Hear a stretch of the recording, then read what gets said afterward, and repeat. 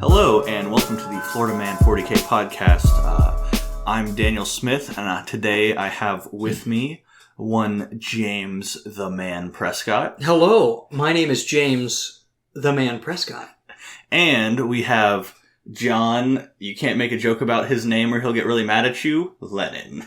That's true, and you're listening to episode 14. Somehow we've gotten that point. So, I'm going to just dive right in with some housekeeping. The first thing, we apologize for not releasing an episode last week. It was Thanksgiving. I was in Tennessee for most of that week, so it was just busy. But we're back. We have a lot to talk about. There's been a ton of new stuff released, some rumors coming out, some spoilers coming out. So we've got a lot to cover. A couple other things first. One, I did want to shout out one of our friends, Andrew Ford. He's a great player. Basically, he is organizing the first ever Roll Tide War Eagle GT, January 4th. Go check that out on Facebook. Andrew's a great guy. I anticipate that it'll be a very good event. I'm probably going to go. I'm definitely going to try to.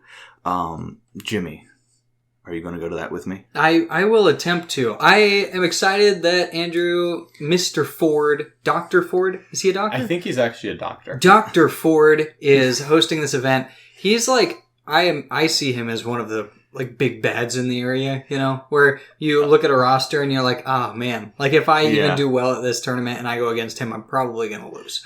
So Sorry, I wanted to segue off of that. Yeah. So the first time I fought Andrew Ford, I think he was top 15 in the ITC, top 20 in the ITC at the time. And I was just like, this is going to be tough. And I hit a lucky streak and managed to win. He's also one of the only people I know of that's actually tied. Did he beat you or We've played twice and we tied once and he beat me once, so I haven't beaten him yet. Yeah. So, and you know the respect I have for John. So I was just like, I'm going to lose. Yeah. I managed to win the first matchup, which was when I won Battle for the Peak. And then the next two times we played, he just crushed me. So like, yeah. Andrew is a really good guy, really good player. Back to you, Jim. Well, I just have a very limited but distinct relationship with him where I'm kind of like a youngling among a master, where he's like, Master Skywalker. That's right. So I'll walk around and I'll be like, hey, and he's like, hey, and like third tournament we saw each other. He's like, Jimmy, right? I was like, yes, yes, that's my name. And then we've never played against each other, but he always seems like a really friendly guy. So looking forward to it someday. Yeah, he's a good guy. I'm sure this is going to be a great event. Just a quick highlight of what it's about. 5 rounds in Alabama, and they're going for ITC format, ITC terrain. They're looking at making this kind of a prep event for LVO. So in that post-chapter approved meta with the holidays, a lot of people don't really have tournaments to practice at. This would be a really good one to go to, especially if you're looking at if you're going to Las Vegas. So Brohammer, everyone out there, if you're going to Las Vegas, you need to tune up with your list. I think this is about 1 week before list submission cutoff. So definitely this is a good event to put on your radar. Take a look at it. What is it? Roll Tide War Eagle. God, I feel bad saying those words. GT in Alabama. Yeah. Giga Maggies. Alright. Unfortunately, I will not be at that event, just due to dates and conflict of schedule. I will actually be at Charity Hammer that weekend in Seattle.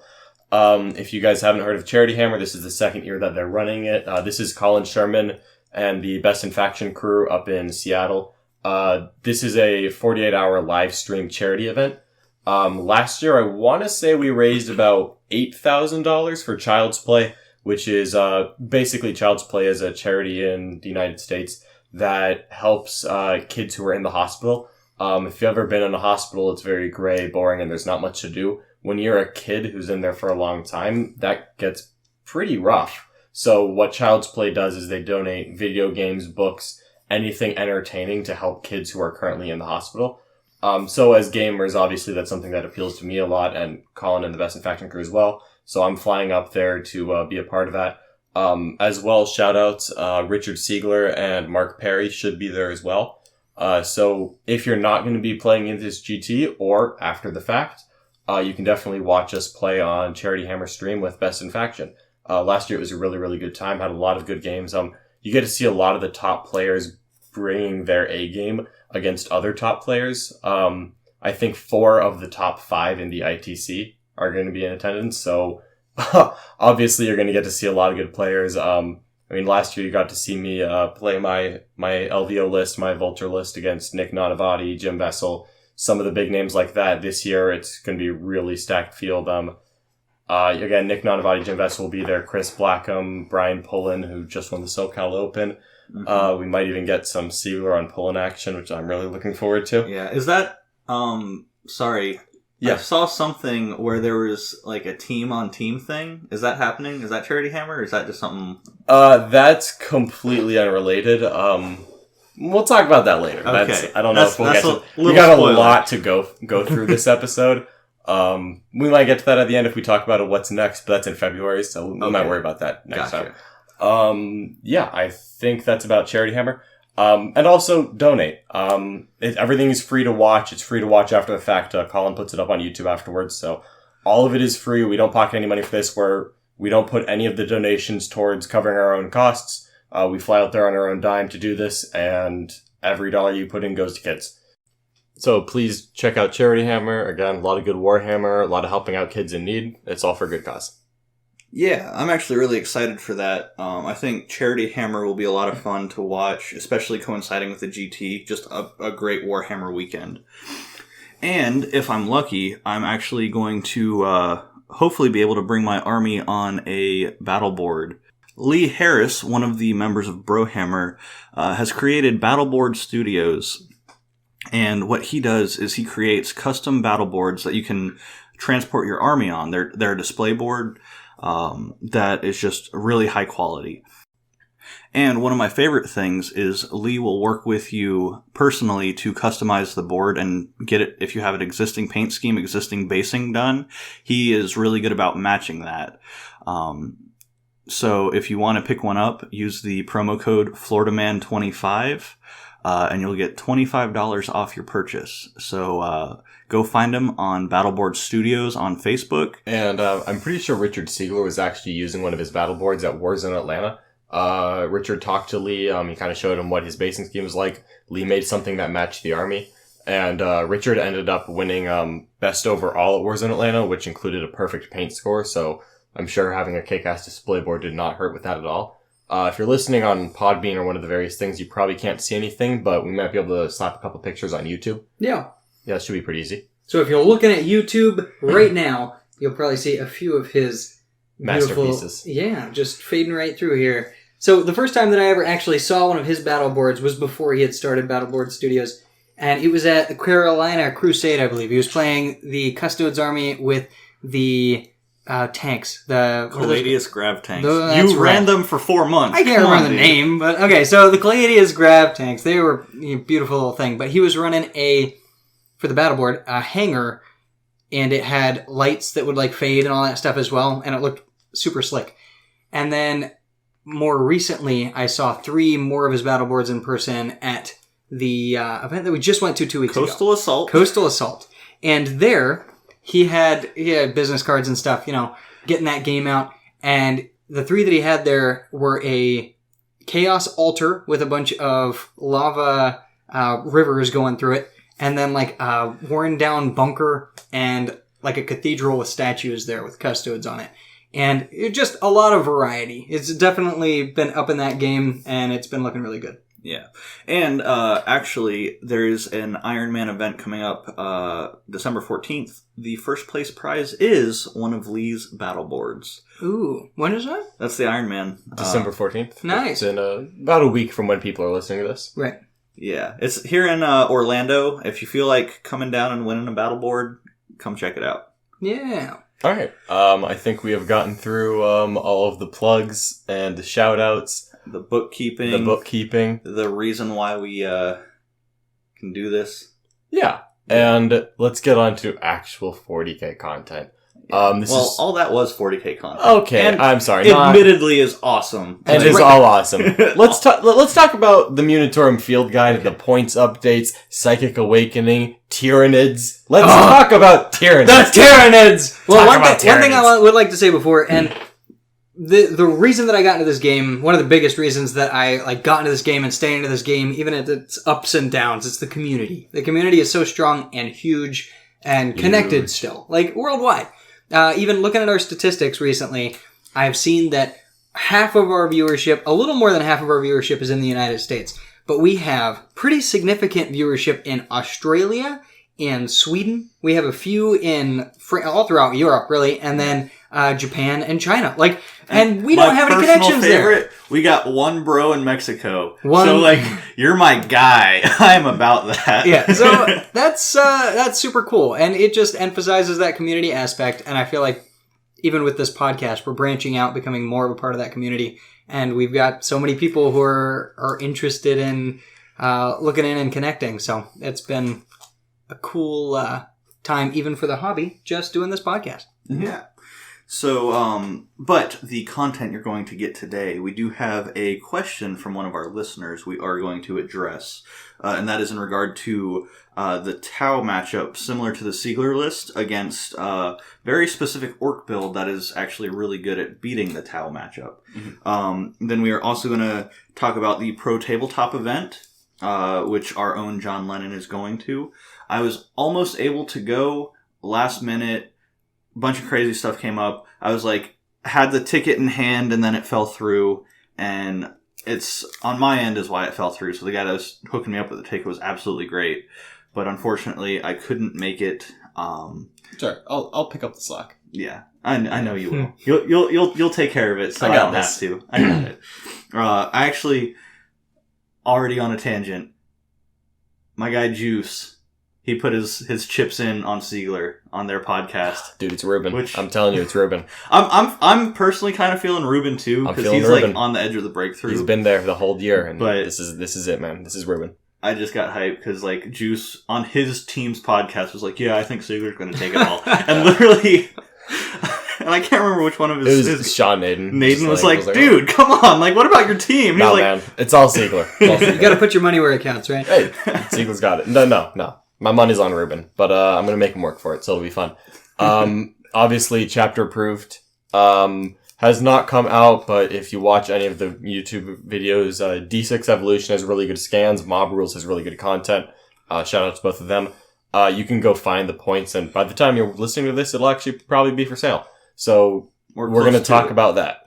Yeah. That's also why we know so much about the Tyranids. And then we're going to talk about Tyranids. The glory of the Tyranids. The glory of the Tyranids.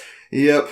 And that will definitely take us to the hour mark. That'll take us well past an hour. But this is going to be it'll be a good episode. We got a lot of good content to talk about. Yep. So stick around. Take a bathroom break. Buckle in, boys. Here we go. And one more thing, if you listen to the end of the episode, you will find out how to win our giveaway that I teased last week, and we'll give you full information on this week. So that's going to be right there at the end. Yep. Listen to the end and definitely don't skip to that part just for the giveaway. That's right. You also said last week, but it was 2 weeks ago. Oh. You Ingrid. Get wrecked. All right. Chapter approved. Chapter approved. We're not going to go over every point you change because, hey, we don't have the book yet. And hey, other people already did that with the book. So we can't really beat that. We are going to take a couple of hot takes, though, on who we think won and who matters. Well, I got to fill my mouth with something that I can spit out during this hot take. Oh, jeez. All over the microphone. Yeah. Pretty much everyone except for Space Marines got at least something cheaper. And that's fine because Space Marines just got their own whole thing. So I don't think everyone benefited because, some armies, like Tyranids, may have gone down a couple points here, a couple points there, but literally everyone else did. So that's kind of neutral. It just makes you a little bit closer to Space Marines because they didn't get the points drops, which is fine. The entire game needed to be closer to Space Marines. But armies like Astra Militarum, they actually got a couple units down, a couple units up. Tyranids got a couple things down. Those armies probably stayed mostly the same. But Tyranids got Blood of Baal, so maybe there's a little bit of a boost, which we'll talk about as well later. But there were a couple of armies that definitely came out ahead. I'll let Dan start off because I know he's real excited. Yeah, so as everyone hopefully knows, I am a Chaos player at heart. I'm currently playing Marines because I like winning. But Chaos is getting a bunch of really good adjustments, and I am super excited. Most notable to me is... the Possessed are going down 3 points per model. Obliterators are going down 20 points a model, which is huge. Like, oh my gosh, it's so huge. It's not even, it's unreal. I'm super excited about that. And the Baal Flamer is going down, which benefits both Helldrakes and Lord Discordants. So if you're into a threat saturation rush list, those two work very well in tandem. And they just got 60 points cheaper if you bring max of both. So actually there was a list I was writing because of some of the spoilers that we've seen before chapter approved. I was just writing it for some of the new rules. And that list went down about 160 to 180 points. So it's just going to be amazing. Oh, Warp Talons. That's another one. They went down quite a bit. A minimum unit of Warp Talons went down 25 points. They are going to be all over the tables. Yep. And we're not going to do a full Psychic Awakening review because we just had so many rules dropped on us in the last couple weeks. But Psychic Awakening, Faith and Fury was just honestly bonkers for Chaos Space Marines. Every Legion, except for Black Legion, because no one loves them, got, I think, 8 new stratagems, a couple new warlord traits, a couple new relics. Everyone got some love. They all got the Black Legion treatment, because Black Legion got that in... Vigilus Ablaze? Yeah, so they Vigilus Ablazed 6 other legions or whatever it was. Yeah, so... I'm just Alpha Legion. The others are also amazing. Alpha Legion I don't even think is the best. It's... in the discussion. Still so good. It's in the discussion for top 3 of the legions. Like, depends what you want to do. But, oh my god, I am so hyped right now. Yeah, I honestly think you could make a really good argument for, like, 5 of the legions to be the best legion. Like, Word Bearers have an axe that's just auto no fall back, and then a relic that's an aura of -2 to charge for every Word Bearer unit within range. Like, hi, my entire Word Bearer army is a repulsor. Like, holy shit. Repulsor field, blit. Yeah, repulsor field on your whole army. Alpha Legion, I mean... untargetable strat. Untargetable strats. They've got redeploys. They've got really good anti-deep strike. They have an 18-inch Auspex scan, which is huge. With obliterators. Obliterators, oh my goodness. If you deep strike and your opponent wants to deep strike, and you get to deep strike first, you just... put them in the middle of the table, blow something up, and say, come do something about it. Yeah, but then you can't charge them because they'll just spend the command point to make your charge unit have a 12-inch bubble instead of a 9-inch bubble where they can go. God, I mean, Night Lords, obviously, they've got a bunch of plus to charge. They can charge out a deep strike. They're going to be really strong. All these points changes, cheaper. Because you can take a Warp Talon unit for less than 100.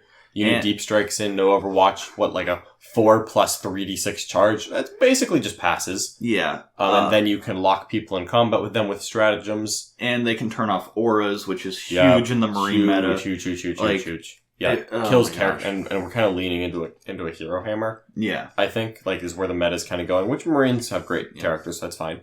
Being able to shut off auras is huge. Yeah. And most of the units that went down, Possessed, Obliterators, and Warp Talons all have the demon keyword, so they bring a lot of synergy back in with a pure Nurgle Locus or a pure Slanesh Locus for advance and charge. Like, you have all these intermingled buffs that a lot of people forgot about, the big one being Slanesh advance and charge. Like, oh my gosh, there's just so many combos that all got cheaper. My favorite legion is the Emperor's Children because of their 1 command point turn a charge dice into a 6. So you get to roll your 2 dice. If one of them is a 3, and you can command point reroll one of those. If any of those are a 3, you then spend the command point, turn the other dice into a 6. You hit a 9. Boom, you're in combat. So it's a super reliable charge. You can make their Terminators very cheap, because Terminators got cheaper, which is my favorite Chaos Space Marine unit. Love Chaos Terminators. Iron Warriors, you can make an Obliterator squad, reroll the D3 at every stage for 1 command point. You may. Which is so big. And it's for the phase, so if you Endless Cacophony, you roll stats. Okay, I didn't like this one. Let me reroll that one. Okay, Cacophony, reroll the stats with rerolls again. The biggest problem with Obliterators, they were actually just fine at their 345 point cost. Just a little inconsistent. When you could carry the reroll before the FAQ. Mm-hmm. So if I rolled into the right stats and shot again, I didn't have to reroll. It was great. When they lost that consistency, they were no longer worth it. They got a points reduction and were given their consistency back. That is massive for that unit. And it's one of my favorite units in the Chaos line. They got a great model rework, and now, like, they're right back on the table. And Obliterators also, or Iron Warriors also got, like, a Cultist Shielding strat. And then, God, who am I even missing now? I think that's the big 5. Oh, and there's actually 2 rerolls for Obliterators. So you can bring 2 units of Obliterators. Well, technically there's like 5 different ways, but in Iron Warriors alone, 2 stratagems. One is specific to Obliterators, and the other lets you reroll any variables on any dice. Yeah. So it works for your damage die on your Havoc squads if you have Las Cannons. It still works on your Obliterators, and it works on... it's just all good. Yeah, all everything. Stuff. It's just... World Eaters was the last legion I Yes. wasn't thinking of.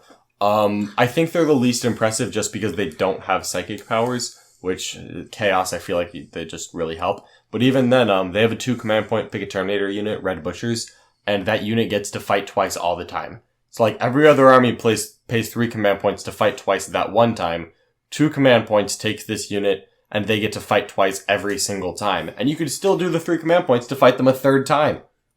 Like and they got cheaper. Yeah. Like, if you can get them into combat, they will just cut through everything. And they're still Terminators, so, like, they don't die super quick. Yeah, they don't die get them casually. You get them in cover, and you have to put effort into removing them, Mm-hmm. and they're cheap enough and durable enough and killy enough that with all of that, if they're focusing on the Terminators, they're not focusing on another threat. And sometimes that's enough. Yeah, and so many Chaos units got cheaper that you can really threat overload well with Chaos, I think. They've got a lot of good stratagems, so finding that command point to threat overload balance is going to be hard. But we've got Red definitely. Corsairs for that. You've got Red Corsairs. Yeah, bring along just one little bitch battalion of Red Corsair, because the Chaos Space Marine, the basic-ass troop, got 2 points per model cheaper. Just awesome stuff for Chaos. Yeah. And really the hardest thing with Chaos is going to be the detachment restriction. Because honestly, they're cheap enough and good enough. If you could, you'd want to bring like 3 battalions of Supreme Command and a Air Wing detachment and have 5 different chapter buffs. You wish. That's like, honestly, your biggest restriction is how do you get the pieces to fit just right? And that's a good problem to have. I think Chaos lists will end up pretty focused at the end of it, but there's so many directions you can go in that I think we're going to see some really cool lists at Charity Hammer and at LVL. Yeah, that's my prediction. And it's the exact shot in the arm we needed in the Marine meta. This is what Chaos needed. I love it. This is like the most satisfying release I've seen for a faction in a while, because I don't think it just made them straight pants on head better than everyone else. They're not stupid, but they got a lot of flavor, they got a lot of jank, and they got a little bit of power. Yeah. And considering where they were, I think this was amazing. Yeah, they gave the tools to make it a very engaging and challenging army, but it's not 90 Plague Bearers that just don't die. Like, it's going to be a more engaging game for both parties. All right. Jim, you want to... Hot take Tyranids. Segue into the most beautiful thing. Yeah. Just hot take Tyranids. All right. So if you haven't memorized all their points changes, I've gotten a lot of it. I don't know how much...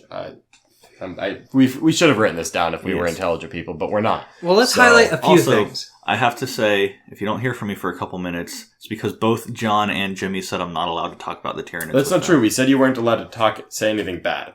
But you... So that's why I'm not saying anything. Yeah, shut up, Dan. All right. You're spoiling. Okay, so some of the great fun point changes that I would say. One, a lot of people are excited about Warriors going down 2 points a model. And better than going up. Yeah, so that's nice. So Warriors have always had an issue of being very soft for a multi-wound model. They give up things like Gangbuster and things like that whenever that was first coming out. So people didn't really want to deal with it anymore. And now they do have available some stratagems that will make them a little buffer on the tabletop, such as a stratagem that allows them to get to a 2-up cover save in Ruins. That's the adaptation where you instead of having a warlord trait, or you can spend a command point pregame, and this is more Blood of Baal, guys, sorry, you can take any 1 Tyranid infantry unit, and they basically get camel cloaks. So +2 in cover instead of +1. So Warriors are 4+, in cover they're 3-up with this adaptation, 2+. Their points changes, they got some decent drops. Most of the monsters went down, not the flying stuff, but like the Exocrine, the Toxicrine, the Haruspecs, Gargoyles went down 1 point, Warriors went down 2 points. Raveners went down a couple points. I want to say it was like 4 or 5. That actually That actually might be something I need to look at. I will say, when I first got the Tyranid leaks, I was pretty underwhelmed. Wait. And I got a little salty. I'm sorry. We have some beautiful things to talk about first. There are some cool stuff, and I think I just need to get it on the table, because, you know what, going from Marines to playing Tyranids, it wasn't going to be the same, and anyone who expected that, it's Games Workshop. Like, we know Space Marines always get more. That's fine. I was definitely underwhelmed at first. I'm going to give it a shot. I'm going to try to get some games in against some other good players, test this out, see what I can make work. We'll kind of talk about some things that I think we can make work. Jimmy, I know there were a couple stratagems that kind of caught your eye as things you wanted to try out. Yeah. So none of this is tested, of course. Not even slightly. We were saying we are shooting from the hip. These are hot takes. But I had mentioned a stratagem that is going to aid the warriors, and that is Unyielding Chitin. That is 1 CP, and it says you use this stratagem in your charge phase or in the opponent's shooting phase when a Tyranid Prime or Tyranid Warriors unit from your army is chosen as the target of an attack made with a ranged weapon. Until the end of that phase, when resolving an attack made with a ranged weapon against that unit, reduce the damage characteristic of that weapon by 1 to a minimum of 1 for that attack. So they kind of get that durability that has made Aberrants a nuisance in Gene Stealer cult lists. And that coupled with an adaptation that can give them a 2-up save in cover situations can make them very useful. Maybe make them damage resistant, rather. So where they used to be a multi-wound model that would kind of melt, they do have some options that would keep them on the table a little longer, at least, which is nice. Yeah. I think they're definitely more of like a staying brick in the middle. And I think they're probably going to find more of a home in like a main Tyranid list. Because the Gene Stealer cult situation is always interesting, like how much mix do you get between Tyranids and Gene Stealer cult? Because you really do 2 detachments, one detachment to the other pretty often. So you kind of have to decide which one you're favoring. I think the Warriors work better the more Tyranids you have. Because with Gene Stealer cult, you want to hide. Tyranids, you're actually getting shot at. So that's probably where they become more valuable. Yep. Gene Stealer cult, that's literally going to be the only unit in line of sight. And then, yes, it probably dies. My favorite thing is probably the buffs to the shooting buffs. Because I think that... I'm just going to say it. The custom hive fleets that you can make, I think that they're goddamn trash. Yeah. I'm sorry. Sorry, Games Workshop. Look at Eldar, look at Space Marines, give us something new. However, I think that you can still do stuff with the psychic powers. So specifically Kronos, you can give a unit each 6 to hit becomes 2 hits, but it's 6+, it's not unmodified. Right. So, a couple things there. Kronos Hive Guard actually become pretty accurate. Do they have a bonus to their Kronos hit? Gives you reroll 1s to hit. Right, but and no then, additional. So no, it'd still be 6s. The Exocrine he gets +1. The Exocrine, when he holds still, gets +1 to hit. Right. However, it's very hard to hold an Exocrine still because it requires line of sight, and it's a 36-inch range so people can hide from it. But wait, what's that, Jimmy? Ooh, it is Symbiotic Devastation for 1 CP. So this is Exocrine specific. And basically it says that you are able to spend 1 CP at your shooting phase, and you act as though that Exocrine did not move at all in its previous movement phase. So in Kronos, it gets to reroll 1s because it didn't move. Mm-hmm. It also gets to shoot twice, which is the Exocrine trait. Yep. And then if you've cast this Kronos power on it, that means that it now explodes on 5s and 6s. Yep, because it gets a +1 to hit, so it hits stationary. on 3s. So that stratagem and the Exocrine and the Kronos thing, that becomes very valuable. So maybe you can take an Exocrine and you can keep it out of line of sight. And then you move it, because you know what? It's an Exocrine, it's a big monster. If people see it, they're going to shoot it. That Mortis, Lascannon, Dreadnought is going to shoot it. But then you move it out of line of sight. You spend 1 command point, you get all of the buffs of being stationary, you get really good damage output on exploding 5s. When you're exploding 5s, you're rolling 1s to hit, you average more hits than shots at that point. So the 12-shot Exocrine is doing like 13, 14 hits. Yeah. Strength 7 -3, damage flat 2. Pretty good at killing Centurions, Primaris Marines. In the Marine meta, that AP 3 actually becomes pretty useful. So a Kronos Exocrine gets kind of exciting. You could also spend 1 CP on the natural Tyranid stratagem that allows it to get a +1 damage on its weapons. And you can do that. So you can end up at a damage 3. It might be 2 command points, but you can make it damage 3. So if someone's like, oh, I'm going to use my new Apothecary to give my Marines a 5-up feel no pain. All right, 3 damage. Let's see how many of these you can pass. Yeah. It's going to hurt. You can do some cool things with an Exocrine. I'm excited to try that out. It's a good target for Catalyst, because if you only have one, then people are going to want to shoot it once it pokes its head out. So if you can make it last a little bit longer, that's going to be valuable. The Kronos thing is my favorite. There's a relic they get, +1 to cast, +1 power cast, and +1 deny the witch. That's awesome. There's just no way around it. That's a good relic in a codex that literally did not have a good relic. Not a single one. So I'm excited to try a little more shooting nids. I think you're still going to be Kraken if you're trying to get in combat. None of the buffs that they put in for getting into melee are as good as moving faster and advancing twice as fast, or falling back and charging. So I think that, again, the custom hive fleets, I just don't see it happening. I think you're looking at Kraken and Kronos and then Genestealer Cult Battalion. I've been talking a little bit with Alex MacDougall. Jormungandr has some play too because of cheaper Raveners. You can deep strike some guns, use their power to get rerolls to hit. They've got some play. I don't think it's going to be easy. And you know how Marines, you can go to a 5-round tournament and play 2 games and then kind of autopilot in 3 of them. You just sit there being better than them at everything. Yep. Tyranids aren't going to play like that. They're going to be challenging, but once I thought about it, let the salt cool down a little bit, I think they've got some cool stuff. Yeah.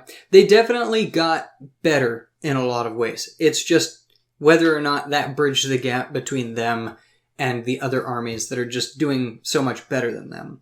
Yeah. But there are 2 more things that I at least want to cover. We've teased talking about Tyranids for so long. We finally have the chance to do it. So there are 2 other things. One, I had mentioned in a previous episode, I wish there was a reason that the Mallow Scepter had a reason to just immediately buy 3 of them. And the only difference that they got was a stratagem called Encephalic Diffusion. Oof. And basically that allows you to make units within 6 inches of yourself when you spend 2 CP. Your own units, when being attacked, they take 1 less wound.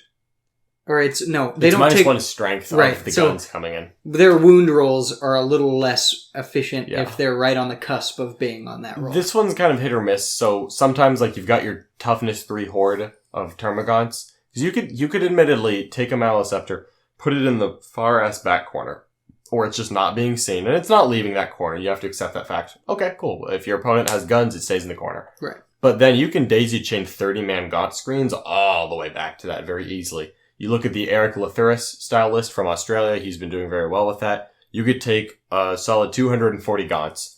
Like 6, what would that be? That would be like 8 30-man units. You can have 1 guy from each unit within 6 inches of that Mallow Scepter in the back while they starfish across the board in the Mallow Scepter range. They're -1 to hit. With Leviathan, they got a 6 up Feel No Pain. They're -1 to the strength of guns that target them. And you can have like really good characters behind them, like old One-Eye Genestealer Cult stuff, Broodlords. You can do some cool stuff with that, honestly. The -1 strength thing is tricky because if you've got toughness 3 Gaunts and someone's shooting you with Stormbolters, strength 4 goes to strength 3, that's -1 to wound, that's amazing. If someone's shooting you with Tau, their entire army is like strength 5, goes to strength 4, it wounds you the same as before. Yeah, it means nothing. So it's hit or miss. And the Mallow Scepter, it got a little, if it got cheaper, it wasn't by much. Yeah. So I think it's like 150 points. Yeah. Will that be the good take? Maybe. It's not bad. That one definitely is a need to be tested kind of thing. I'm just not sure how it will hold up in the meta, but it's cool. Yeah. If you can keep that Mallow Scepter alive, you could do some cool things. So owning one is no longer a mistake. Yeah, and honestly, that's my favorite model in the entire Tyranids line, but I don't own one, and I wish to now, to have an option. It's definitely good enough that, like, I would, if you've got a Turbogon, slap it on the table for a practice game and say, hey, I'm going to play this like a Mallow Scepter, let me see what it does. Like, it's good enough to play in game. If you happen to just love the model and you've been waiting to buy it, this is the time to buy it, because it does have a purpose now. It does have a cool role. Tyranids got some options. I'm a little hesitant to say how good they got, but I'm going to try. It's definitely not jump off the book, jump off the page and smack you in the face with how powerful it is. It's not Space Marines, but they've got enough jank that I think you can still do something with it. So I'm going to play some games with it, probably once I've got my LVO list locked in, probably after LVO, honestly. I'll get a little practice in there. But I'm going to try to figure it out. I'm going to try to make Tyranids good because they're my first love, and obviously Jimmy's super enthusiastic about them as well. So, this should be a Tyranid podcast first and foremost. That's right. Welcome to Tyranids Florida40k. So the 2 other points. 1. 2 other points. So it'll be one last unit highlight and then move into what I would like to do with a list. So with the changes to custom hive fleets and also the stratagems, there is a potential, if you dedicate all of your resources that you have available to you, Oh god. to make Hormagaunts 4 AP. They're still strength 3, nothing helps them, Yeah. but they can get to 4 AP if a unit has killed something earlier in the game. So basically your AP 3 using 1 CP to basically You buff might them for even a be time. able to... Hold on. So, there's a custom hive fleet that's AP1 Deciding Talons. There's a custom hive fleet that's AP1 if you outnumber them. Right. And then there's a stratagem to make Hormagaunts -1. And then there's an aggressive adaptation. If you kill something, then you spend a command point, and from that point on, you get another AP. That's AP4. Right. I think you can technically do AP5 Hormagaunts, because the Gorgon psychic power is an aura of -1 AP, but it's not for Gorgon, it's for friendly models. Ooh. Which technically includes Genestealer Cult and Guardsmen, if So you Brood Brothers. Which I is missed kind the of weird, Gorgon. but I like it. So it does say that it's a warp cast 6, Yeah. and until the start of your next psychic phase, improve armor penetration of melee weapons for friendly models within 9 inches of the psyker. So, what I'm hearing on that is that I need to take Gorgon, a Genestealer Cult attachment, and then a Guard Brigade. I'm going to take 180 conscripts. I'm going to make a -1 in melee. Ooh. Oh yeah. This is the secret sauce, guys. Guardsmen with AP and melee, because it's friendly units. But, Yeah. like, also, like, Bullgren or an actual... And yes, also actual melee units, like It Bullgren, just says Genestealers. friendly models. Yeah, Yeah. I so- didn't catch that at all. Now, Yeah. is that going to get FAQ'd? Okay, maybe. That Yes. would make me sad. Most But you definitely know what? will. Let us have something They're, here. they're throwing Tyranids a bone. Throw me a bone! It's going to get FAQ'd. No, leave it in. Honestly, I'm okay with that. Yeah, like, because, you're like- taking Hive Fleet Gorgon. Come on. And But the- that wording, though, is a very obvious oversight. Oh, yeah, They- totally. they But don't until ever stick then- something like that. Until they FAQ it, I'm running it. But, like, it would honestly be kind of thematic because, like, the Genestealer cults worship the Tyranids, so they're, Yeah. like, being invigorated by their gods coming to the planet with them. Now, like, that totally makes they're going sense. to try to murder as hard as they can. But if then in an In FAQ a they herald. specifically said they can't share psychic powers Kinda. even though they all have the Tyranids keyword. No, it says that they don't benefit from things that target Tyranids. This target's friendly. This works. I know, but This what is I'm rules saying written, is that when but- they try to write rules, Yeah. they specifically delineate Hey, those two. you're playing armies. Tyranids. You can be a cheese dick. Like, you can try. Yeah. you deserve everything you You deserve everything you get. Just give me that. Give me that cheese. One more. Actually, no, I've got 2 more things as well for Tyranids. So I'm going to give one. One of the Hive Fleet adaptations, or the Hive adaptations, those things are actually pretty money. Most of them are garbage, but a couple of them are good, and you can only take 2, so you take the good ones. One of them gives +1 strength, AP, and damage to a melee weapon for 1 monster. Take Old One-Eye, make his big Scything Talons AP, like, 4, damage 4, at, like, strength 10 or whatever Old One-Eye is. Right, so these aren't the Hive Fleets, these are it's called Adaptive Physiology. Adaptive Physiology. Right. Thank you, Jimmy. You're a better Tyrant than I am. No. But you take Old One-Eye, who's a character with 8 wounds, so he's not really getting shot, and he's also a tanky monster, so, like, it's not like a sniper's just gonna randomly one-shot him. He's not dying to a Vindicare. 4 damage, he does a buttload of attacks in combat. Old One-Eye could run behind the hordes, and if Centurions get within 24 inches of you, pop him out, Swarm Lord advance, he can actually go, like, 30-something inches, but then charge, if you roll 6s. He can just go hit someone with a lot of damage for in melee, and he could really mess them up. Yeah, and he gets health back every turn. And he gets health back. He buffs like himself. old One-Eye with that adaptive physiology, super good. Jimmy, you said you had one more Tyranid thing that made you happy? Yes, so I wanted to talk about the list, but one adaptive physiology for monsters specifically is something that Tyranids have needed for a long time. One of the biggest things is we have a lot of monsters, but none of our monsters have staying power except all. for the Hive Tyrant and the Neurothrope because they have invul saves. Mhm. And the Hive Tyrant can't be protected by the character rule, including the Swarm Lord, but they have a 4-up invul save. So they last a little bit. So adaptive physiology gives them... You can choose one monster with that power to give a monster a 5-up save and make it to where you count as double wounds for the purpose of your wound brackets. Mhm. So you basically stay on your top tier for longer. Or It's your for mid the tier. Exocrine we were talking about. Let's Right. just be honest here. So- It's for the Exocrine. The cool thing about this power, though, is if you play something like Old One-Eye and you want that option to increase your damage in close combat, but you're playing Exocrines and you want the option to give them a 5-up save if you're going against a shooting heavy army, you basically weigh your assets at the beginning of the game and you allocate it like you would a warlord trait. So you could basically be at the beginning of the game, my Exocrine is going to be an asset. I'm going to give it a 5-up save. Or I really need to get into close combat and wreck some things with Old One Eye. So you're going to give it to him instead. And if you play Tyranids as your primary detachment, you can assign an adaptive physiology as your warlord trait instead of your warlord trait. You can also spend 1 CP at the beginning of the game if your warlord is a Tyranids character, and that gives you an additional adaptive physiology trait. So my current list, my test list that I would like to do, is a Kronos detachment with Hiveguard, a Neurothrope with the new Kronos ability. Yeah, that spell. Right. To give the exploding 6s, or in the case of an Exocrine, 5s and 6s. 5s and 6s. 2 Exocrines, because we all know that one monster is no monster. We basically need 2. One will die at the beginning of the game if it's actually an asset. And then you can, at the beginning of the game, assign both of them a 5-up invul, or you can allocate one of those over to Old One Eye, who's sitting in a Kraken detachment with the Swarm Lord, and a bunch of Hormagaunts who now have access to higher AP. Can you also still do the whole Mallanthrope, make them a little bit harder to hit? Oh yeah, you can still take a Mallanthrope, He's also -1 hit, or so -1 hit is always a Mallanthrope. Yeah. And then they got cheaper again, right?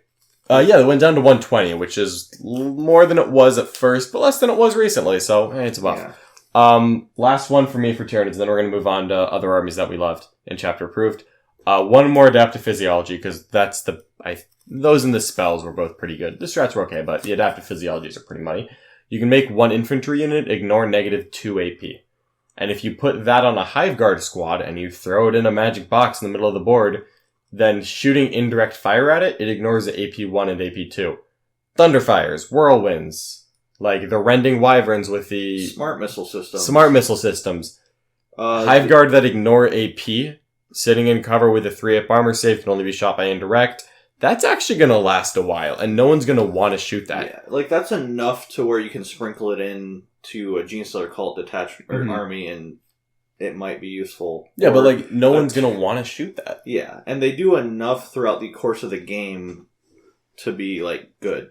Yeah, like if you've got like your Iron Hand Thunderfires, you want to shoot the Hiveguard, you hit them normal, but you wound on 4s, they get their 3-up save, or you can shoot anything else and it gets a 6-up save. Yeah. You're not going to shoot the Hiveguard.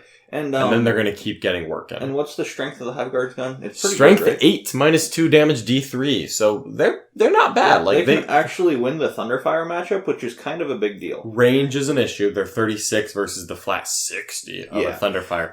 But deployment options make it... Deployment options and the range options do hurt a little bit there. But you don't need to win the Thunderfire war if their Thunderfires aren't shooting your Hiveguard. You need to kill their other stuff while they're killing your other stuff. Yeah. And then you need to create a hole for your army to get it. But Tyranids have some options now. There is some play there. I don't think that they got the 17 different builds that Space Marines got, but there is something there. Watch what Alex MacDougall does. He's gonna find it. That guy is dedicated. I'm a loser. I switched to Space Marines. Watch what he does. He's gonna find something good, and I'm gonna copy it. And I'm gonna try to help him find it, is what I should be saying. But Tyranids have something there. It's gonna be hard to play. It's gonna be janky. You're not gonna see it often, but it's gonna win a random tournament, and everyone's gonna be like, Tyranids are bad. And then probably in Australia. Let me just throw that out. Oh, yeah. Well, Australia, they're all crazy. They're all crazy over there. I don't even know what's happening. They're winning with Tyranids. Tyranids and Grey Knights, man. It's the new meta. All right. One more faction to cover that I think really won big in Chapter Approved. Oh, wait. While we cover Tyranids, while we're on Tyranids. And specifically Alex MacDougall, I've been playing his list, the Genestealer Cult list, that has a detachment of Kraken, and that is changing dramatically because the Aberrants got just pimp-slapped by that GW Nerf Hammer. Did Genestealers go down? Let's talk about... No, they didn't. No. Let's talk about Genestealers for about 2 minutes. I'm sorry, Genestealer Cult. Right? Genestealer Cult. Yeah. Holy shit. They got beat. They got beat down. Like, alright, everyone's getting love in... Okay. Everyone got love in Psychic Awakening. So, Genestealer Cult will get rules at some point. So, like, they're gonna get another buff at some point. But, holy god, Aberrants, the 10-man stop sign squad went up 60 points. I was running 2 of those. That's 120. Yeah, they took them out of the game. They took them out of the game. The Kellermorph went up in points. The By how demo many? 15. So he's 60 still to 60 to 75? 60 to 75. He's still in that he could be used range, but you're never going to take more than one at this point. Yeah. The demo charge went from 5 to 10 points, which means bike models. You know what? Frankie G and Papa was running them more as a screen than demo charge unit. That's still perfectly viable. They didn't change at all. If you're doing a bike bomb throwing demo charges, don't. Tyranids or Gene Stealer Colt got hit pretty hard, but Acolytes did not change at all. Most of the characters stayed the same. They still have play. I just think that your Forces of the Hive Mind build, which a lot of people are going to take it from 2 Gene Stealer Colt, 1 Tyranid detachment to 2 Tyranid, 1 Gene Stealer Colt. I think they're going to make that switch. But Rocksaw Acolytes, 4-Armed Emperor, Twisted Helix is dead now. 4-Armed Emperor, I think, is still very strong. I think you can still play pure Gene Stealer Colt, but it's about to become very mono build. Yeah, it's all people were running armies without any units of Aberrants in it before. People were taking that to ETC and they were doing very well, and that's, you know, one of the highest stages of competition. So Gene Stealer Cults are not gone, but the army that I liked the most, which was Muscle Beach is gone. That list does not have an extra 160 points in it that I can just drop and maintain the same efficiency. That one hurt. So pouring out for the big muscly boys. Aberrants are on the shelf for about 12 more months. Yeah. Hopefully next year GW notices, wow, no one brings Aberrants anymore. And they bring them to that midway point where a little more than they were a month ago would be fine. A little less than they are now would be greatly appreciated. So hopefully they go down a little bit next chapter approved. Until then, Codex Acolytes and Patriarchs and Brew Brothers, they've got some good stuff. I'm going to experiment with a bunch of Hand Flamers, like 60 of them, and Pauper Princes to fire on death on a 4-up. There's going to be some play with Gene Stealer Cult still, but the US meta especially is going to have to reevaluate what they're doing with Gene Stealer Cult, because it is not going to be played the same as before. Yeah. They also dropped the points of the Ridge Runner, which I think is the most beautiful model in the game. Ugh, I own so 2 expensive. of them, and they haven't been even taken out of the box yet, but I still don't think they're worth playing. It's the idea of the Ridge Runner. Okay, a Ridge Runner with a mining laser, heavy mining laser, went down 25 points. Like, there could be something there. But we're going to cut off bugs for a while as much as we love it, hit Eldar, and then move on to the next thing. Yeah. I also... Sorry. Oh my god. I'm going to sprinkle in, because Eldar is going to be a longer conversation. No, well, fuck them. I just want to sprinkle in Necrons. A couple quick hits, which was originally what we were going to do, was hot takes. Heavy Destroyer went down 13 points. That's significant. You'll see Heavy Destroyers finally, because before the math, the efficiency was in regular Destroyers every time. True. Now Heavy Destroyers are alright. The Night Scythe went down 20 points. Cheaper flying transport, getting cheaper is good for Necrons. I haven't confirmed it because I just haven't dug deep enough, but I did see somewhere that the bikes were going down 7 points a model. 7? Yeah. Holy The shit. bikes are already really good. The bikes are like a borderline top. Almost top. They're not top tier. Yeah. They're almost So 7 would do it. If they drop 7 points, they're a top tier choice. Absolutely, No 100%. question asked. Oh, jeez, that'd be massive, yeah. I've seen that, and where I saw that, everything else, not everything, about 80% of the other points were completely accurate, and the others I haven't seen yet. So I'm hoping that's the case, because that would be insane. Necrons deserve some love, I hope so. And that would be enough, because normal destroyers, like the Doom 6, none of that changed up or down, which is just fine. If you give them some cheaper support options, like heavy destroyers and their bikes, then we start actually feeling like we can compete with the Marines, which Necrons I feel are already probably the second best Xenos army into Marines right now. I think Eldar's got the edge. Tau. Oh, Tau doesn't count. They're not real. Okay. Yeah, that's right. They haven't done anything recently. No, they haven't. They will be much better into Marines than Tyranids, Gene Stealer, Colt, and Orcs. Yes. I'll give you that one. That's what I'm trying to say. Thank you. You're right. I got you. And, yeah, because I won't go down that tangent. Nope. Anyways, yes, Necrons should be improved. They've already been floating near top tables, so hopefully that helps push them to compete a little bit more. That's going to be it for my quick hit on Necrons, though. I don't want to go down the rabbit hole too deep. Alright, I will also do a quick hit on Eldar. I'm not an Eldar player. I played them for a couple months last season because I wanted to win and Knights were everywhere, so I think I took them to a couple events and did pretty decently. Mm-hmm. But anyway, Eldar were the boogeyman for a while because their planes and everything And everyone wanted them to get nerfed because Eldar players like, I don't know why you hate us, and everyone else hates them. Yeah. Similar to Tau players, Grey Knight players. No, I don't hate Grey Knight players anymore. They've paid for their sins. But Eldar 3 editions later. Eldar got hella good. The Psychic Awakening stuff hit, and it didn't really get processed fully, I think, by the good Eldar players for the tournament, because it's right before SoCal. And right after Marines. And it was right after Marines, so I don't think it fully took hold. It wasn't in play at Wars in Atlanta. It's not in play at Pro Tabletop. But the Psychic Awakening buffs are good, especially for Craft World Eldar is kind of how it's shaping up. I had initially predicted Dark Eldar were the big winners, but I'm not an Eldar player, and I was wrong. Craft World. Yeah, Craft Write World's it down as really take good. 2. Craft World got a lot of points drops as well.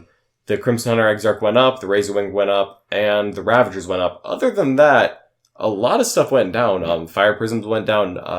The Seer Council went down by like 12 points a model, which is crazy. You're going to see Seer Councils a lot more often. Yeah. Shining Spears went down. Dark Reapers went down. All the characters went down.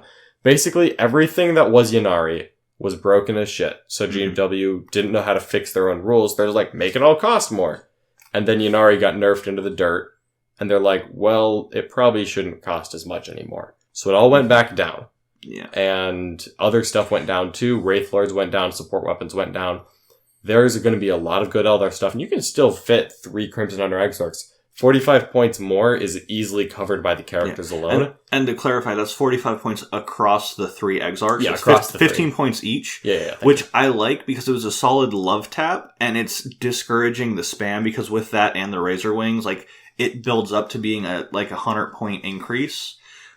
So if you were doing just flyer spam, like, it's going to be way tougher to fit all of that in. But if you're playing more of a mixed Craft Worlds list, you got those 15 points per flyer back and more. Yeah, So, if you're just doing planes, you're not going to find those points. If you're doing an actual Craft World list with 2 or 3 planes in it, which, alright, 2 or 3 planes I can't actually complain about, not reasonably. Then you can easily make those points up somewhere else, and you can still put other stuff in. So, Eldar got some big love. I'm not going to make any predictions on what the best Eldar list is going to be, because I was wrong last time, so I'm not going to pretend I won't be wrong again. Because I haven't gotten to play with them yet, and that's really where I get my good ideas, is a couple games in. Look at what Colin Sherman's doing with them. I'm going to keep plugging him, because why not? I like his show. And Charity Hammer. Woo.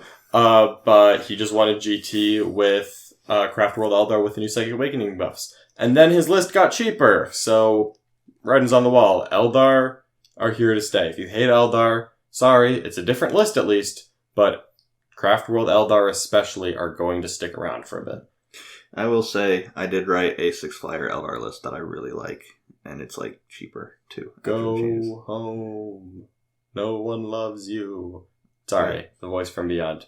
Yeah. Alright. But no, I think those were silly. Yeah, I think those were the big winners from Chapter Approved. Admech went down, that helps. Mm-hmm. They got decent buffs, but Chaos Demons, Plague Bears went up, some of the big demons went down. There actually might be some playing the big demons. Oh, there's absolutely playing the big demons. I just haven't processed the demon codex yet, because I own more Chaos Marines than Chaos Demons. As you should. Spiking Marines are best. Yeah. But there's definitely some play in Greater Demons. For some reason, Zangors went up a point. Yeah, fuck them. It's because they could warp time out of Deep Strike with their +2 to everything. And Death to the False yeah, I don't know.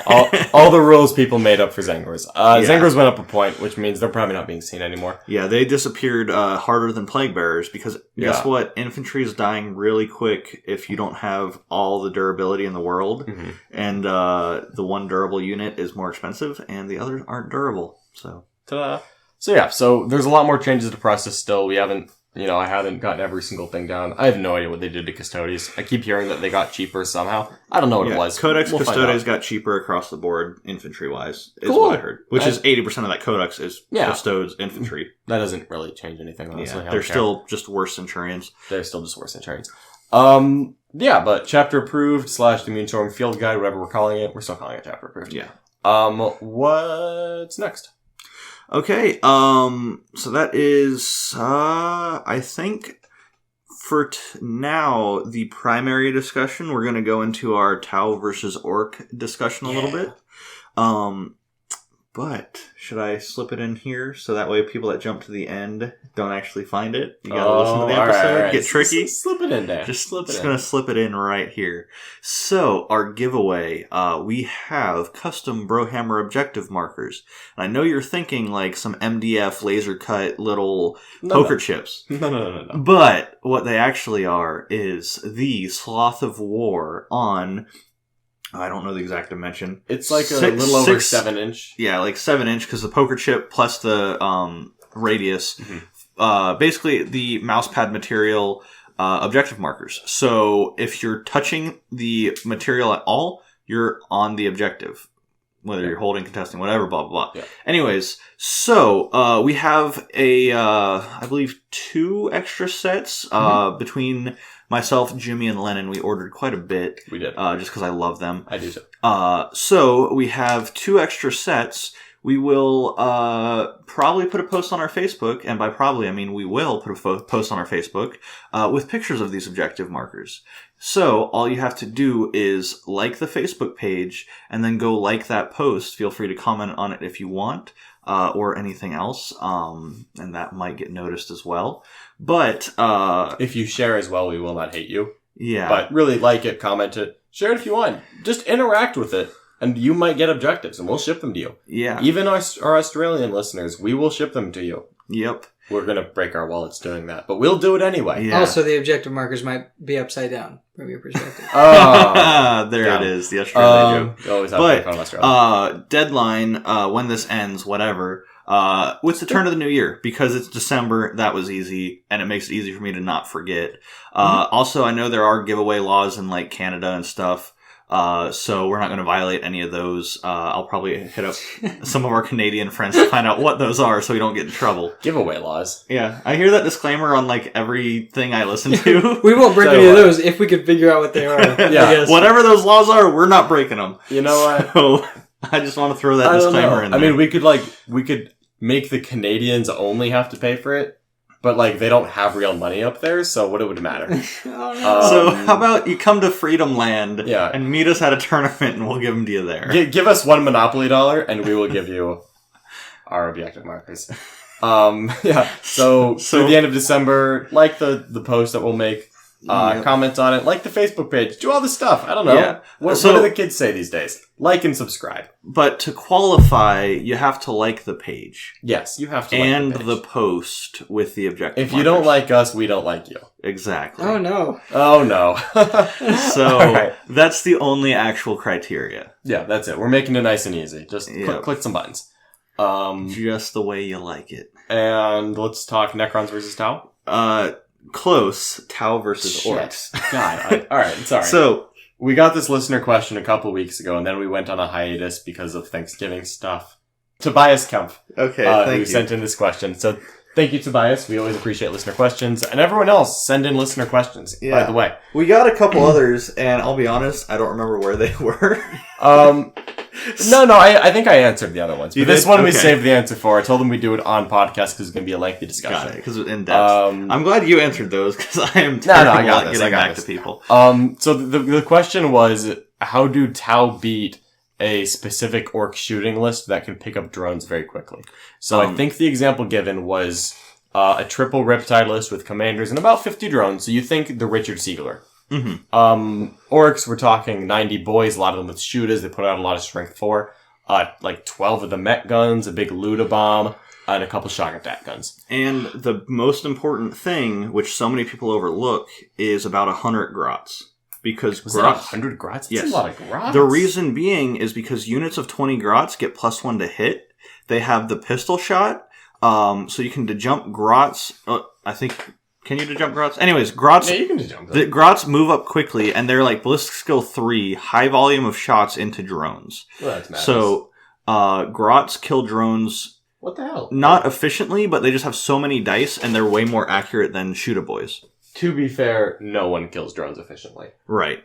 So... But this list, specifically the orc list, just puts out about 300 dice in a shooting phase before the big guns. They kill drones haphazardly, which is what orcs like to do the Yeah, most. they just... Exactly.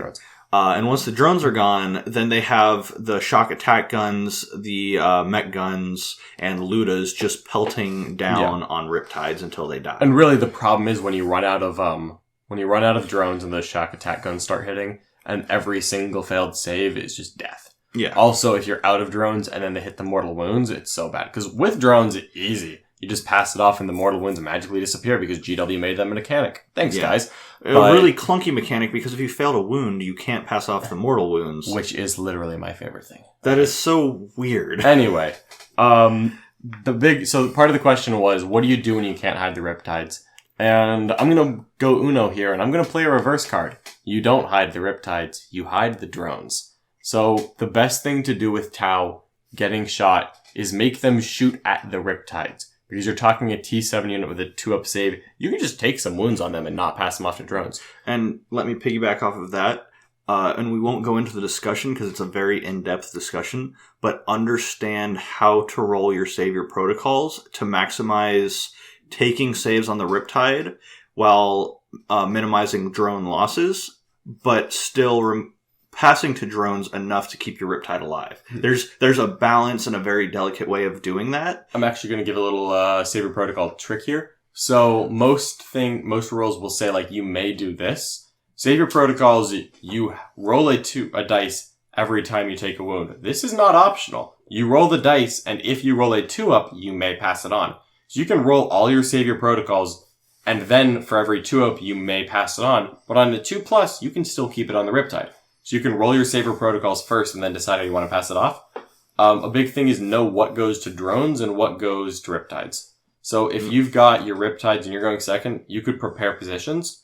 They now have a 1-up save with cover, a loot at AP1. They're still down to their 2-up saves, the wounds on 4s. Take those wounds on the Riptide. You're not going to roll that many ones, I hope. And you can do them 1 at a time. Or 3 at a time. And when you've taken, like, if you fail 3 saves at a row, okay, I'm just going to do 1 at a time because that sucked. Or I'm just going to start passing to drones. Yeah. However, you make their shots not do anything as much as possible. That was a clunky way of saying it, but so that's the style. What I would say is what you want to do is you want to keep your drones alive as long as possible. So maybe find a ruin, especially if you've got Pathfinder drones that can scout, they can hit a midfield ruin to stay alive.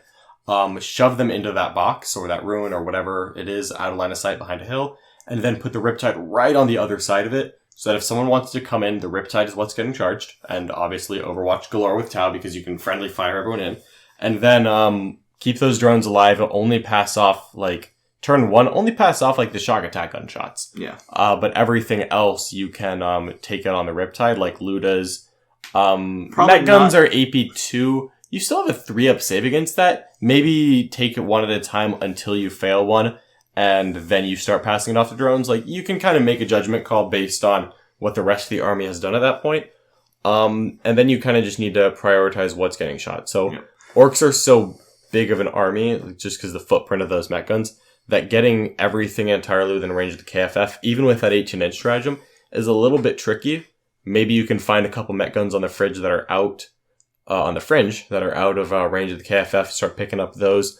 They're not super efficient for Tau to shoot at, so you kind of have to figure out what am I going to shoot that's going to most efficiently reduce their damage coming into me so that you can outlast them. Because Tau have to outlast orcs, and that means that you need to protect drones for a couple turns to make sure you don't just get shock attack gunned off the board. Yeah, and the big things to keep an eye on early game especially is... Tau Ion.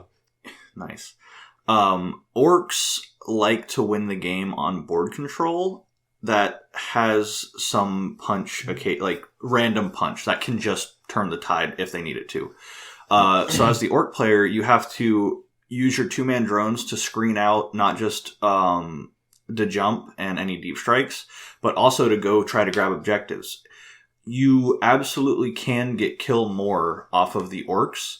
So if you can also sneak a turn or 2 of hold more before the green tide pushes you back into your corner, you can get not necessarily an early game lead, but keep your head above water and then play off of kill more the late game. And orcs will give up max secondaries. They can't ignore indirect fire, so if you have a little box, put something in there, drones. Get engineers, and just be happy. 4 points on engineers. take Butcher's Bill because you're going to get Butcher's Bill. If you don't, you've lost the game anyway. True. And of course, take the Reaper because, again, if you can't kill 80 bodies when it's 100 grots and 90 boys, like, it's a you've lot of lost. bodies. So you're going to max secondaries, get as many points on Hold More with 2-man drones when you can, and then just rely on keeping count, getting kill more, and don't be afraid to give up shooting to just keep the Riptides on a 3-up pinball. Like, that is a very important thing that I see a lot of players make the mistake. Yeah, switch to 3-up pinball 1 turn earlier than you think is necessary. Even if that's turn 1. Because, like, sometimes you will just fail Save Your Protocols. And if you fail 1 or 2 shock attack gun Save Your Protocols... And you take and suddenly 10 damage because they roll hot, like, oh shit. Yeah, especially if, like, they got Strength 11, you roll that 1... You CP it into another one, like suddenly you're taking D6 plus D3 wounds. Yeah, it's not good. Just not gonna, like, you can lose a Riptide very quickly. Yeah. So... Yeah, 3-up before you think you need to. You can get that damage done later if your Riptide is still alive. You'll get more damage done later with an alive Riptide than those 6 extra shots will get you early on. Exactly. One more tip, just for kind of limiting the board control they get, make sure one of your commanders is a Cold Star. You don't need 3 Cold Stars, I think, but 1 Cold Star with the Fusion Blasters makes them protect their characters. So have a Cold Star that you can suicide, and then don't suicide it. This is counterintuitive, but every turn that Cold Star is standing behind a Riptide in your deployment zone, every character within 40 inches has to pucker up and wrap himself with grots. This really decreases where they can spread their units out. Mm-hmm. And also, if they only have 1 unit, like of 10 grots protecting a character, you can fly your Cold Star out, put a Riptide into that grot unit, pick it up, and then you could vaporize, like, the shock attack gun, the KFF mech. You've got options there, so this is one of those things where the threat is more valuable than the execution 90% of the time. Unless they give it to you. So sometimes they'll give you something easy. Maybe you talk it up, honestly. Maybe you, like, people, like, maybe you walk up to this game, the Orc player does, talk about pregame. You talk about, oh yeah, this guy moves 40 inches. He's basically just there to go out and snipe a character. With these Fusion Blasters, he'll kill anything. The Orc player is going to pucker up and they're going to think, alright, I have to wrap every single character in bodies. And they're going to do that and they're not going to spread out as much. And the Cold Star waits. Yep. The Cold Star can wait 5 turns before he goes and grabs an objective or gets you an old school point. And the best thing about the Cold Star... Or a Hold More. Yeah, exactly. It helps with Hold More. And Cold Star is still a commander, so you can still CNC node off of it. So sitting back, not shooting... Yeah, is fine because he's the one guy to CNC node. Exactly, you're still getting your CNC node off of him, so you're not losing out on anything. You're not losing a Sibmander shooting, which obviously Sibmanders are awesome. Mm-hmm. You can do some really good stuff. It's not an easy matchup, but if you play it smart, you definitely have some options. But it's almost always, I feel like it's almost always a tight game where the Tau end up outlasting them because they've got a couple drones left by the time they've broken through the screens and started doing the real damage to the army. Yep. I feel like that's how it goes. And 2 other things. One, it is going to be a little bit terrain dependent. Like, if there's no terrain, you're screwed. Yeah, if there's literally no terrain, it's going to be rough. Sorry. So understand and use your terrain if that means picking deployment zone or however you have to do that. The other thing, don't be afraid to just dump shots into Ludas, because just like you can fail Savior Protocols, they can fail Grot Shields. And... like, Ludas have no save. They don't. Every die failed so Grot easy. is a dead Luda. And if you kill 5 Ludas, their efficiency tanks so hard because the double shot... So if they roll a 3 on their number of shots after losing 5 guys and they were going to double shoot, they literally lose 30 shots. A turn.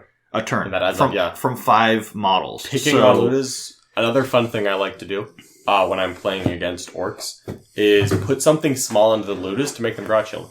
So, like, you start off, you shoot a Riptide somewhere, put its smart missiles into the Ludas. Yep. And it's like, alright, it's only 8 shots, like 4 hits, like 3 wounds. Are they going to Grot Shield to save 2 Ludas?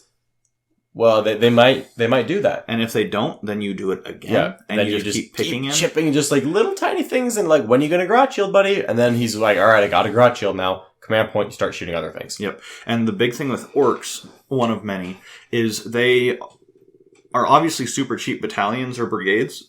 So they can have 18-20 CP. Every time I've used my Orcs, I've been out of CP at the end of turn 2. Yeah. Or maybe had 1 or 2 left. Like, everything that they do well relies on 2 to 3 CP. Yep. So they'll burn through it. So every command point, you can make them burn. And then if you can last to that point, like if you can get to a point where you've got like 10 drones left and they're out of command points, you're probably in a really good spot. Yeah. Because then the Ludas die, and then you just start working on other stuff. Yep, Ludas and mech guns. And mech guns aren't super durable. You can kill them quickly. There's just so many of them. It's hard for Tao's number of shooting units to kill enough of them. Yeah. But just 1 or 2 a turn. Stay ahead on kill more. Keep up your butcher's bill. And just win that grind. Yep. All right. Hopefully this helps, Tobias. Let us know. Hopefully... I mean, I'm not a Tau player, but I play against the best. So I've picked up a couple things, and also I ask him questions. You played Tau more than both of you. I don't like calling myself either a Tau player or an Orc player. But my best RTT performances this season were with Tau and Orcs. Yeah. So I'm a Chaos player that is currently riding the Marine deck into the sunset. However, I do love both Orcs and Tau. So hopefully love everything. I do. I am a sucker for polyarmius. I am. That was kind of. I'm okay with that. Okay. All right. So, thank you for asking, Tobias. Hopefully that was helpful. Yeah. So, speaking of riding into the sunset on that Marine deck. Oh boy. Ooh, we at the point where we're talking about what's next. Yes. So, before you go down that road, Jimmy, that is probably going to be the end of most of our competitive conversation. And we're just shooting the shit now. So if that's all you're in for, get out. See ya. And if you want to get a little bit of our personality and rambling that we do at the end of every episode, we've warned you now, so we don't feel as bad. Bold of you to assume I have a personality. Ooh, we all know you don't actually. That's true. All right, chocolate milk and sadness. Okay. All right, Jimmy, you're working on Space Marines. Oh, yeah. So, of course, I've got to join that bandwagon. I was playing the Cladius Grav Tanks and didn't even know the name. Yeah. But you're doing it in a very admirable way. Oh, thank you. Which is picking a net list, buying it, but painting it up.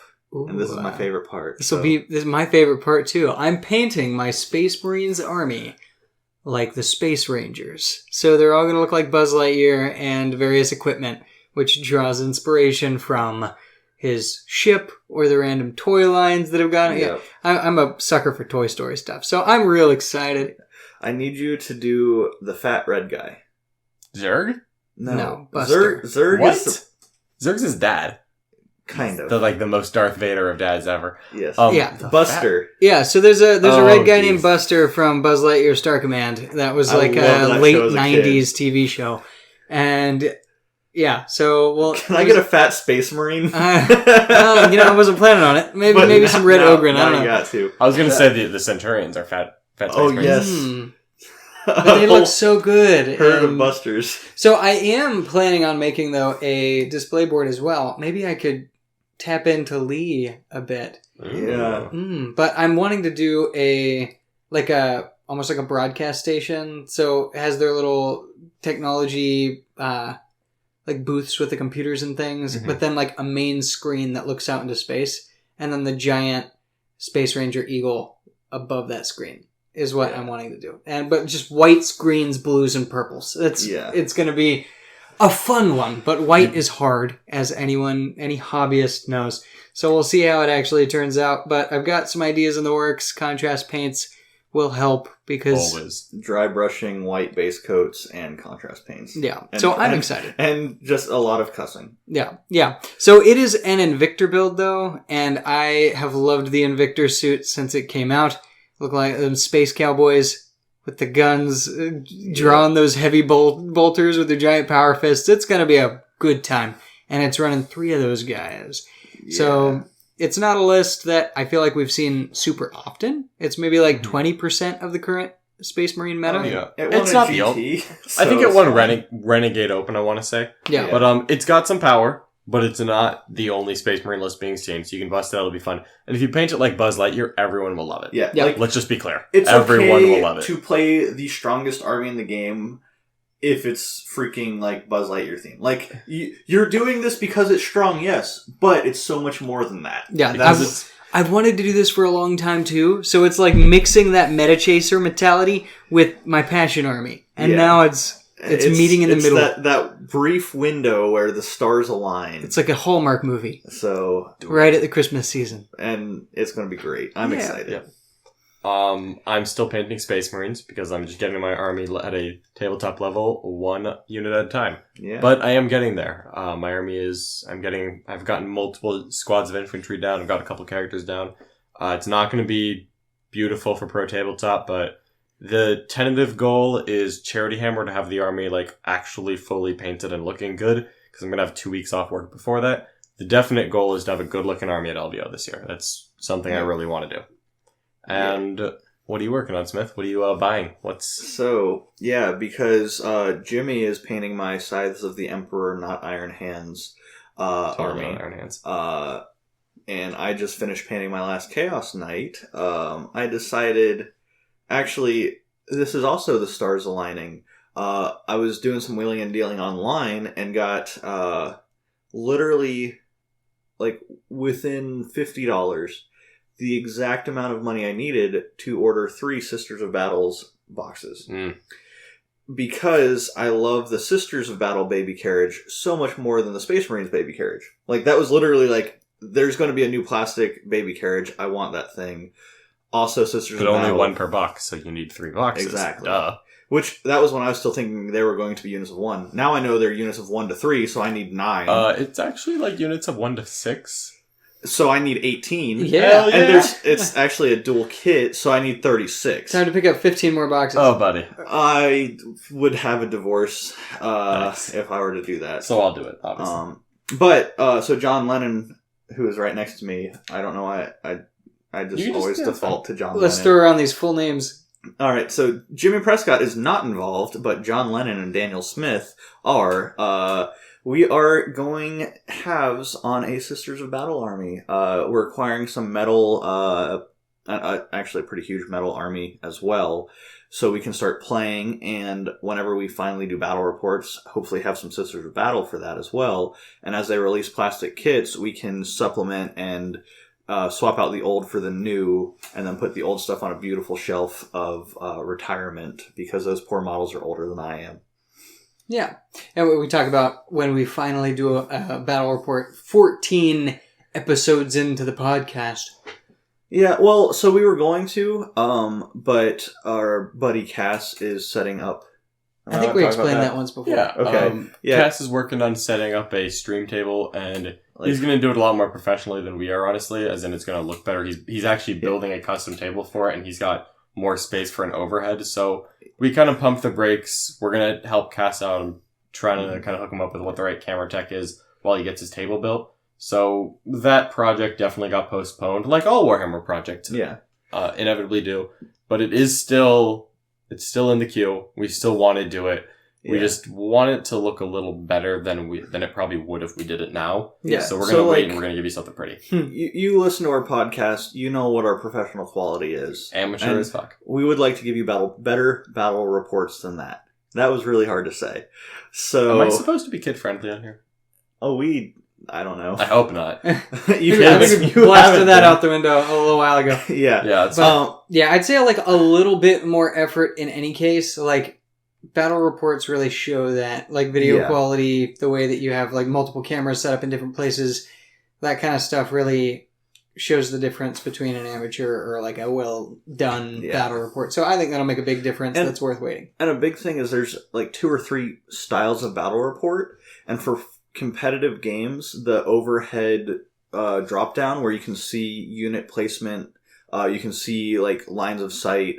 For competitive gaming, that is the most informative battle report.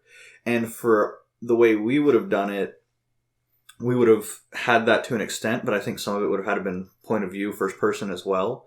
With Cass's setup, I think he's going to give you all of that and more, so you can really get a lot of good angles. So it should be very exciting and very... It'll be cool. It'll be informative. Yeah. We're going to have a lot of great players on it when we launch it, which we're probably looking at January being the absolute earliest. We're not trying to rush it because, Cass is kind of taking this on his own. And we're going to try to help him out as much as we can, but it's definitely a project. So we'll see where it goes in the future. Keep your ears open. We will talk about it as soon as we are able to start recording. Yeah. All right. So, real fast, if you jump to the end for that giveaway, you have to go back probably 20 or 30 minutes. I slipped it in there. Just go back to the whole episode just to make sure. Yeah, just listen to the whole episode because that's what you should do. Hell yeah. If you check our Facebook page, you might figure it out, though. We also talked about Tyranids. If you missed that, like 45-minute monologue. Yeah. Oh, loved it. So, if there's nothing else for you guys, I'm good with wrapping up. Yep. Again, next weekend, I'm going to be at the Atlanta Pro Tabletop, which means when you're listening to it, it's probably like right now. Check it out on stream. They're going to be on Twitch. I don't know what the link is, but it's probably twitch.tv/Pro Tabletop if I was going to guess. Yeah, if I had Check to their guess. Facebook page just to make sure. Check out Battleboards with Lee, and wait about a month, and then go check out Charity Hammer, where I will be doing 48 hours of staying awake playing 40k in the name of kids, and it's going to be fun. Yeah. All right. Well, with that being said, like, subscribe, comment, and we will talk to you next week, hopefully. Also find our Facebook page, because Dan's promising little goodies. Yeah, find our Facebook page, FloridaMan40k. That's us. Yep, that's us. See ya. Bye.